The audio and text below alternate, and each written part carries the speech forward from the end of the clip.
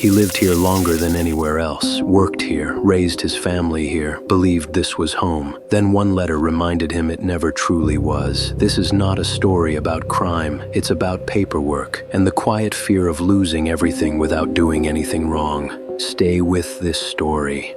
The ending says more than the beginning ever could.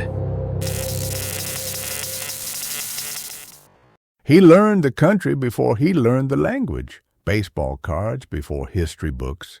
School hallways before border maps. If you're enjoying this channel, leave a like and subscribe. Help this project grow. At the end, I'll reveal every file stored here. The morning started the way every morning started. Coffee at 6:15, shower at 6:30. Toast with butter, no jam.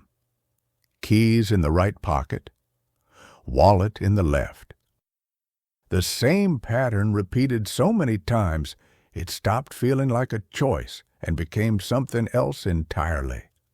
Muscle memory, routine, the silent architecture of an invisible life.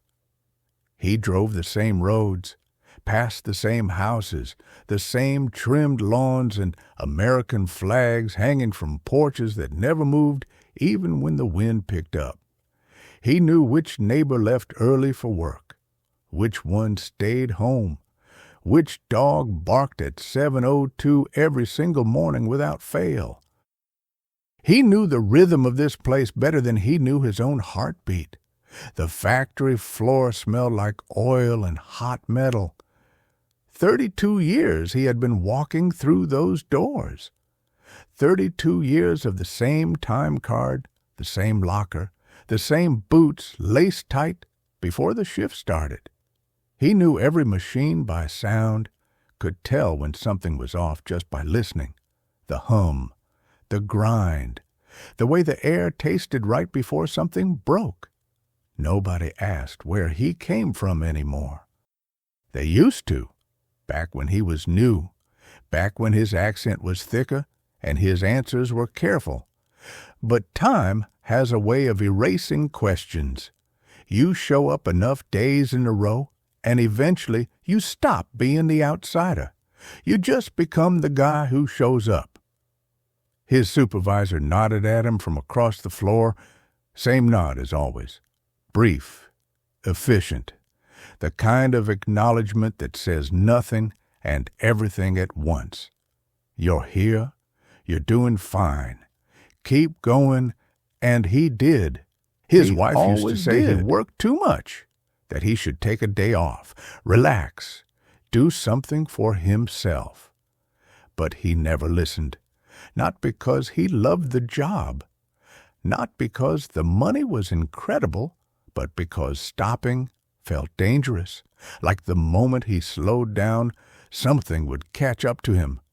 Something he couldn't name, but could always feel.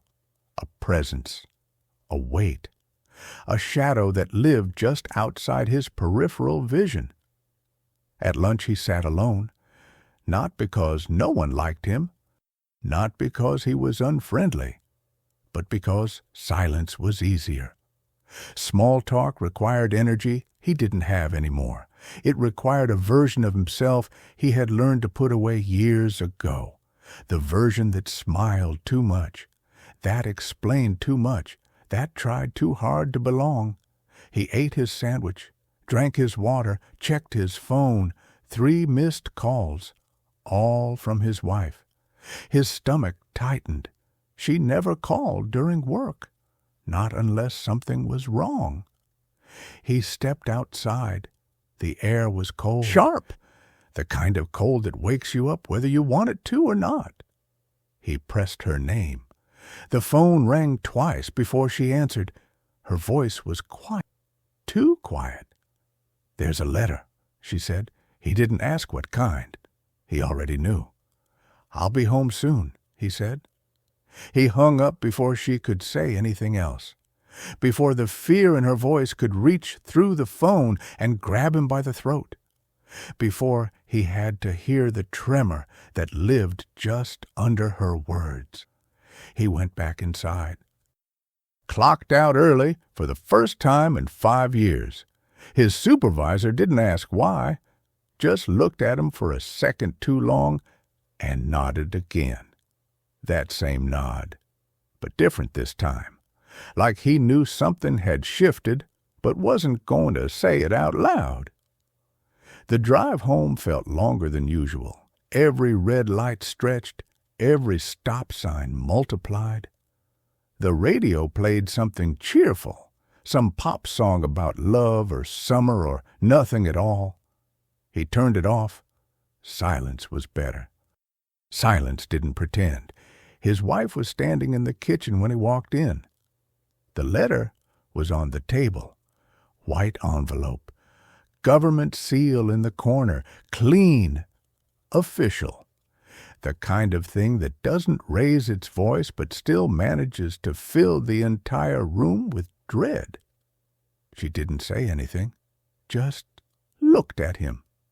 Her eyes were red, not from crying, not yet, but from the effort of not crying, from holding everything in so tight it had nowhere to go except behind her eyelids. Envelope.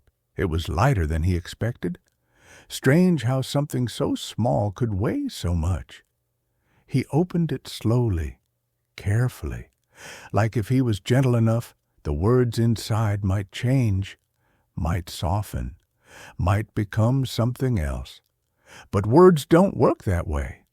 The letter was short, formal, polite even. It thanked him for his attention, informed him of a discrepancy, requested his presence at a hearing, provided a date, a time, an address, no threats, just accusation. Information. Cold, clean, efficient. His wife's voice broke the silence. What does it mean?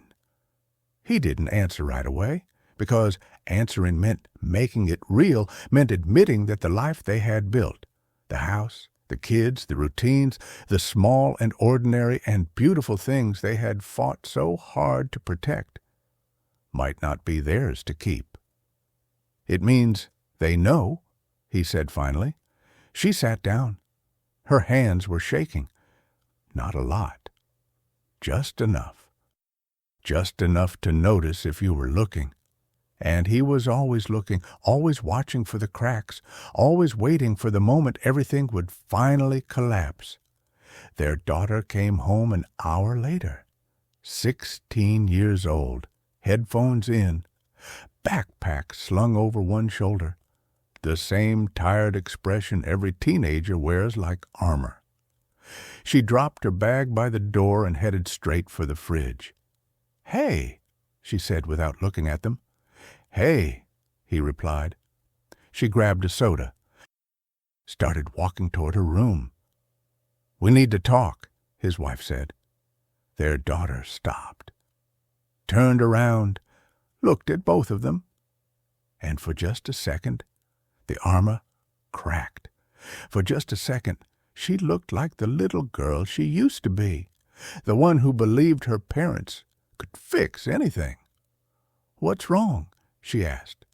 He didn't know how to answer, didn't know how to explain that everything was wrong and nothing had changed, that the world had shifted, but the furniture was still in the same place. That danger doesn't always announce itself. Sometimes it just shows up in an envelope and asks you to confirm your address. "We'll talk after dinner," his wife said. Their daughter looked at them for another second, then nodded, walked to her room, closed the door softly. They didn't talk after dinner. Instead, they sat in the living room. The television was on, but no one was watching. Some game show. Loud applause. Bright lights. People winning things that didn't matter. His son came home late, 19 years old. Worked part-time at a grocery store while taking classes at the community college. He looked tired. He always looked tired, like he was carrying something heavier than groceries, something inherited, something he didn't ask for but got anyway. "You okay?" his son asked, looking at him. "Yeah," he lied. His son nodded, grabbed some leftovers, heated them up, ate standing at the counter, then went to his room without another word. The house was quiet after that, the kind of quiet that feels thick, that presses against your skin, that makes you aware of every breath, every heartbeat, every small sound that wouldn't normally matter but suddenly feels enormous. His wife went to bed early. He stayed up, sat in the dark, stared at the letter on the table, read it again and again, looking for something he missed, some loophole, some mistake, some way out. But there was nothing, just facts, just dates, just the machinery of a system that didn't care about his 32 years at the factory, didn't care about his kids, didn't care about the mortgage or the car payments or the life he had built one careful step at a time. It only cared about the paper, and the paper said he didn't belong. He thought about his father, dead now for 15 years, buried in a cemetery 3 towns over. His father who crossed the border on foot, who worked in fields and kitchens and warehouses, who never learned to read English but learned to survive in it, who told him once, late at night after too many beers, that the hardest part wasn't the work, wasn't the fear of getting caught, wasn't even the loneliness. It was the pretending you weren't afraid, pretending you belonged, pretending the ground beneath you was solid when you knew every single day that it could open up and swallow you whole. His father had been right. The pretending was the hardest part. He finally went to bed around 2 in the morning, lay there in the dark next to his wife. She wasn't asleep. He could tell by her breathing, but neither of them said anything. What was there to say? What words could possibly make sense of this? He closed his eyes, and for the first time in 32 years, he didn't sleep. The next morning, he went to work. Same time, same roads, same routine.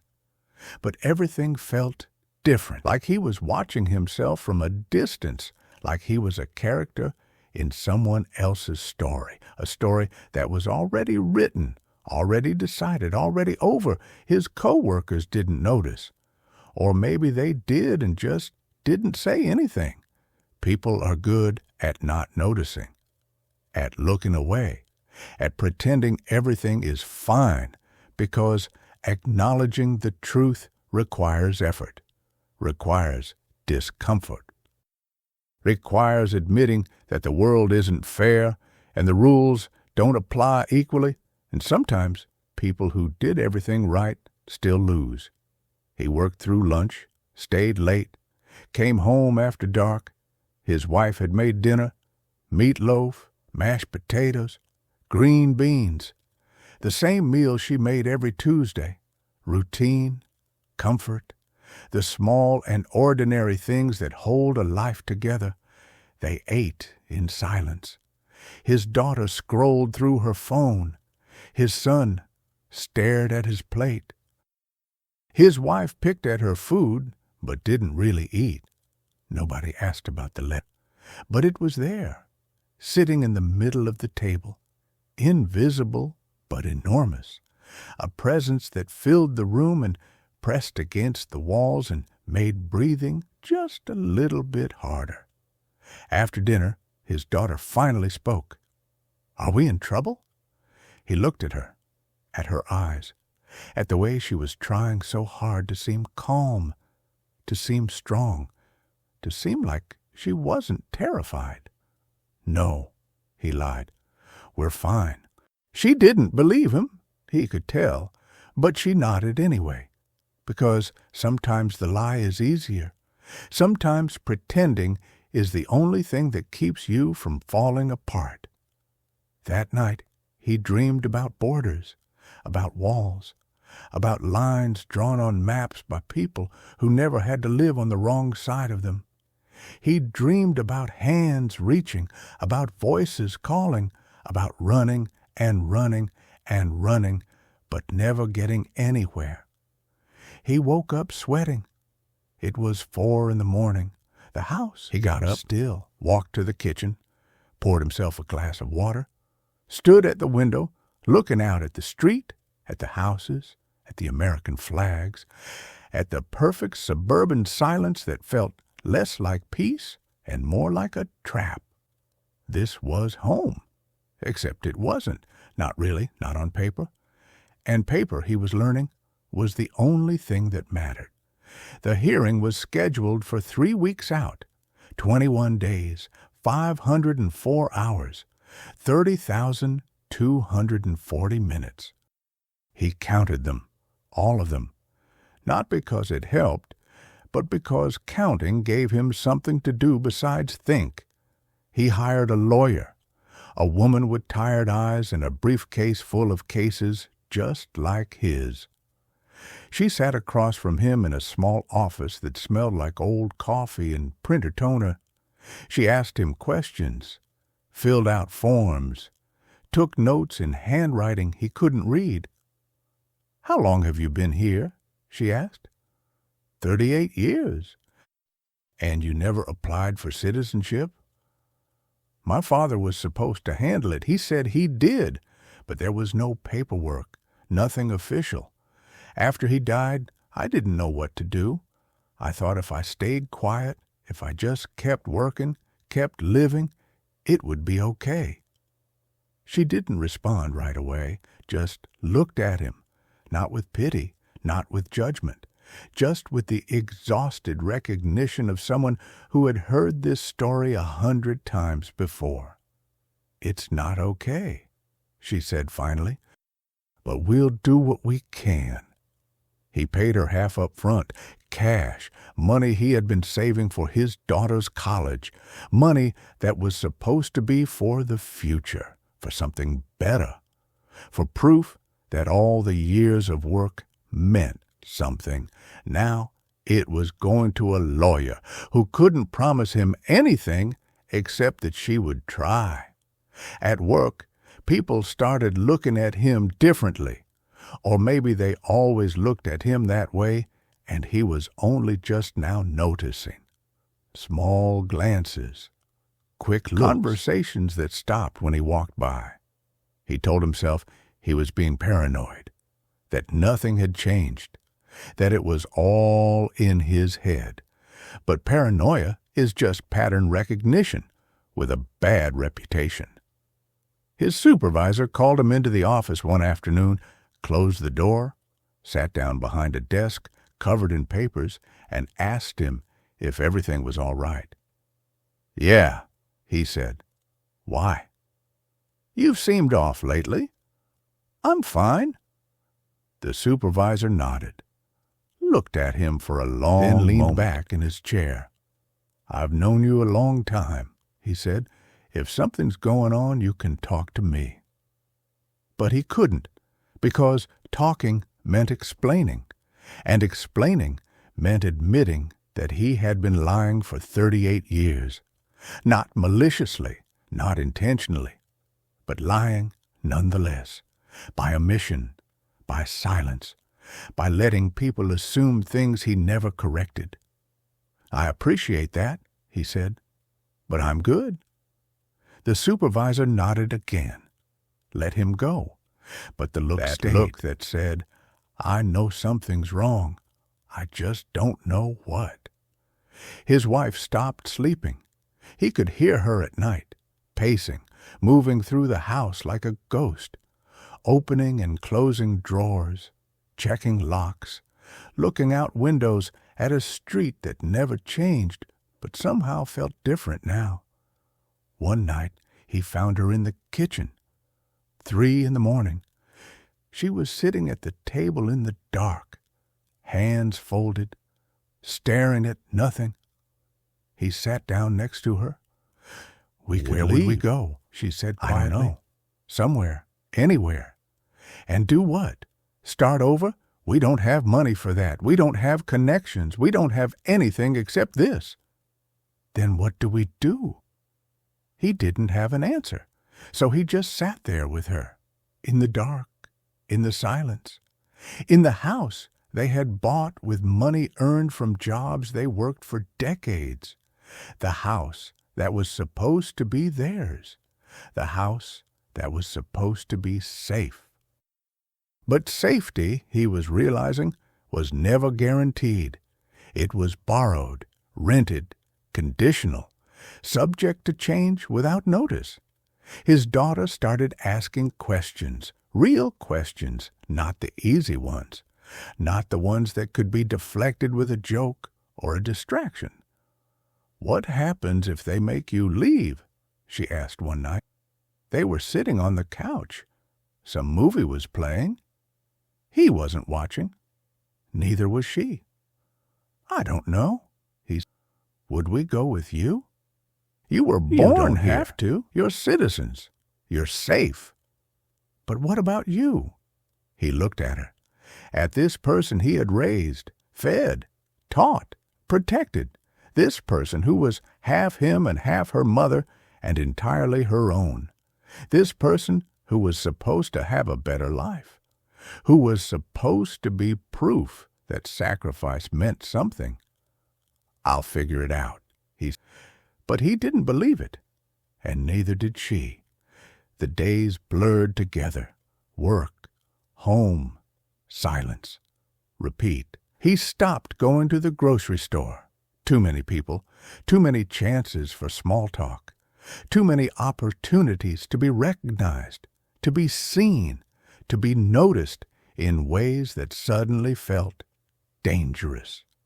His wife did the shopping now, came home with bags full of the same things they always bought: cereal, bread, milk, coffee, the small ingredients of a normal life that no longer felt normal. His son asked about the lawyer. "Is it expensive?" "Yeah." "How much?" "Don't worry about it." "No." "I can help." "Dad, I want to help." I said no. His voice came out sharper than he meant it to. His son flinched, just slightly, just enough.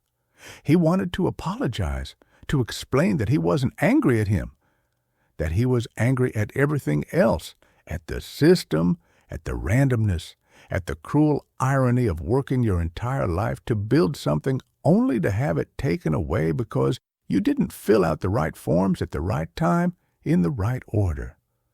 But he didn't say any of that. He just nodded, and his son left the room. The lawyer called him 2 days before the hearing. "I need to prepare you," she said. "For what?" "For the possibility that this doesn't go the way we want." "What does that mean?" "It means you might be ordered to leave. It means you need to have a plan.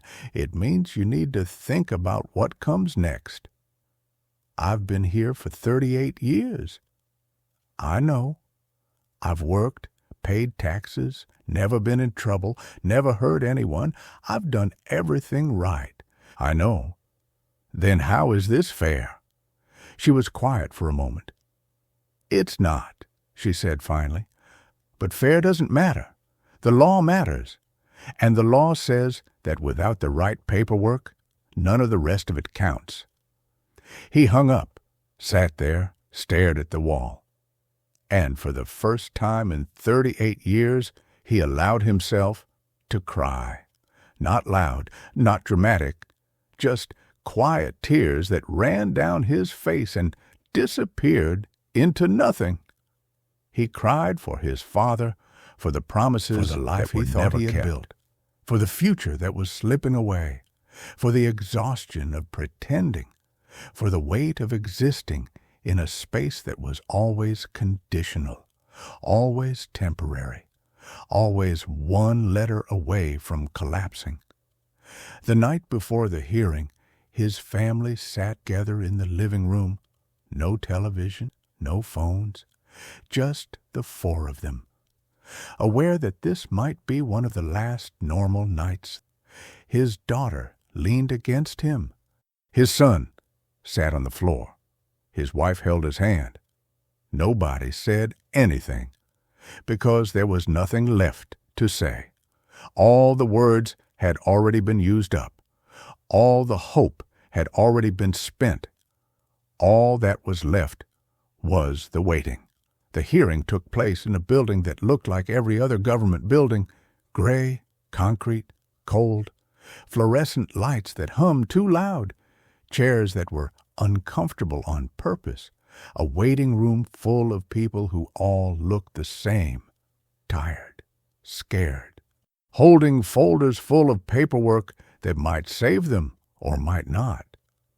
His lawyer met him outside, went over the plan one more time, told him to stay calm, to answer questions directly, to be respectful, to not volunteer information, to remember that this was a process, that it wasn't personal, but it felt personal. It felt like the most personal thing in the world. They called his name. He stood, walked into a room that was smaller than he expected. A judge sat at the front, just a suit, not in robes, a person, a bureaucrat with the power to decide whether his life continued or ended. The hearing lasted 47 minutes. Questions were asked. Documents were reviewed. His lawyer spoke. He spoke. The judge took notes. And then it was over. No verdict, no decision. Just a statement that he would be notified by mail within 30 days. 30 more days. 30 more days of not knowing. 30 more days of pretending. 30 more days of living in a house that might not be his to live in much longer. He drove home in silence. His wife was waiting. What happened? They'll let us know. When? 30 days. She nodded, looked at him, and he saw it in her eyes, the thing he had been trying so hard not to see, the resignation, the acceptance, the understanding that sometimes you do everything right and it still doesn't matter. He went back to work the next day. Same shift, same machines, same routine. But something had changed. Or maybe nothing had changed, and he was just finally seeing it clearly. The factory didn't care about him. The job didn't care about him. The country didn't care about him. He was a number, a body, a unit of labor that could be replaced as easily as a broken part on a machine. And the worst part was that he had always known this. He had just chosen not to believe it, because believing it made the pretending impossible. 3 weeks later, the letter arrived. His wife found it first, called him at work. Her voice was steady, too steady, the kind of steady that comes from shock, from numbness, from the moment when your worst fear finally materializes and you realize that all the worrying didn't prepare you at all. They denied it, she said. He didn't ask what came next. He already knew. He had 60 days. 60 days to leave the country he had called home for 38 years. 60 days to say goodbye to his kids. 60 days to pack up a life that was never really his to begin with. He finished his shift, drove home, walked inside, and looked at his family.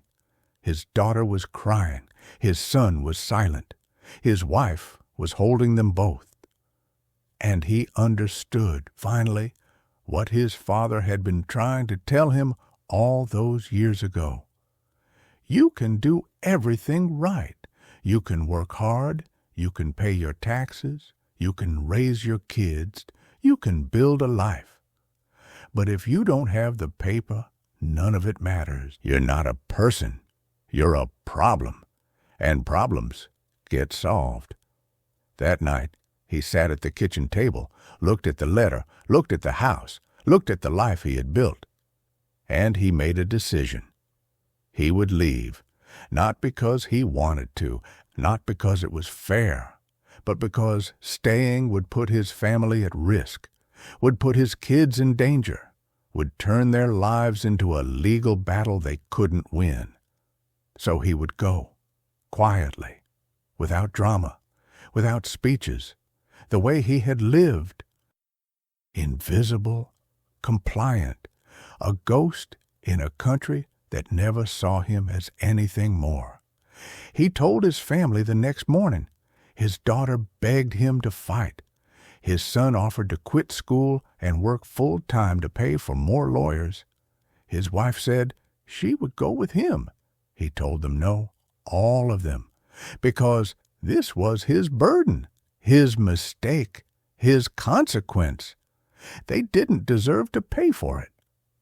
The weeks passed quickly, too quickly. He gave notice at work. His supervisor shook his hand, said he was sorry to see him go. Didn't ask why, didn't need to. He sold his car, closed his bank account, packed a single bag. On his last night, his family threw him a small dinner, just the four of them. No one else, no friends, no neighbors, no one who would ask questions they couldn't answer. They ate. They talked about nothing important. They avoided the elephant in the room, the fact that tomorrow he would be gone, and there was no guarantee he would ever come back. His daughter gave him a photo, the four of them, taken years ago, at the beach, before any of this, when life still felt possible.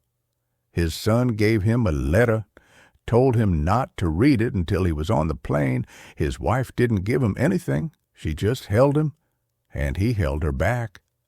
The next morning, he left, early, before the sun came up.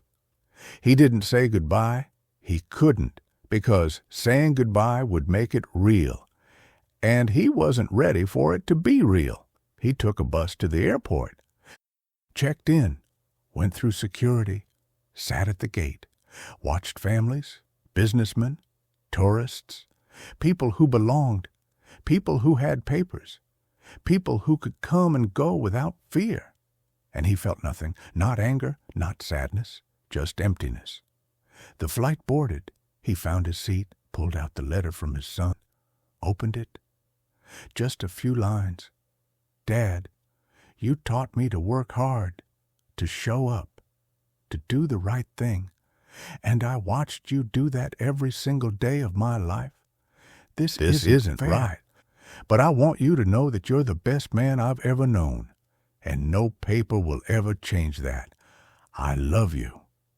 He folded the letter, put it in his pocket, and looked out the window at the country below, the streets, the life he was leaving behind.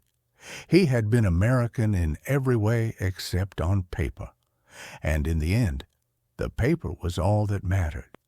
If this story resonated with you, please support the channel by subscribing and tell me where you're watching from. Your comment helps decide which forgotten file we restore next. And believe me, the next one goes even deeper.